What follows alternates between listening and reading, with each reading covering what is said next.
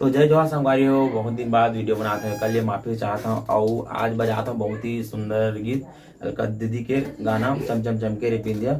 और आज मैं ऑक्टोपैड में ओरिजिनल पे बजाता हूँ, एमा बजाता हूँ जो लाइव प्रोग्राम में भैया मन बजाए ओकर साथ बजाता हूँ। काबर के ओरिजिनल में बजाऊँ तो फिर कॉपीराइट आ रहा था, एक नाम से मैं यहाँ जो लाइव प्रोग्राम बजे ओमा ओरिजिनल पैसा जो बजे ओला ओकर साथ में मिला के बजाता हूँ। ठीक है, तो कैसे बजे तेला देखू ओरिजिनल भी सुनू, तेकर बाद बताऊँ कि कैसे बजे। और ओमन शुरू में स्टार्ट में थोड़ा दूसरा बजा है और जो ओरिजिनल है ओकर साथ थोड़ा सा बजाता हूँ, पूरा नहीं बजाता हूँ, थोड़े छोटे सुनाता हूँ जो स्टार्टिंग बजे ओला, ओकर बाद फिर सीधा गाना। ठीक है, तो देखा था पूरा वीडियो देखू, ओकर बाद फिर बताऊँ कमेंट में कैसे तेला। तो चलो मैं गाना चालू करा था। ठीक है, देखा रहा कैसे तेल जरूर बताऊँ नहीं। मोला पता नहीं संगवारी ओरिजिनल सॉन्ग हो जाए तो इसने कॉपी कर देते ओकर सती बजाओ नहीं में। तो चलो संगवारी हो लाइव प्रोग्राम में बजाता हूँ, शॉर्ट वीडियो में देख लो ओरिजिनल सॉन्ग के ला, फिर से एडिट करके डाले में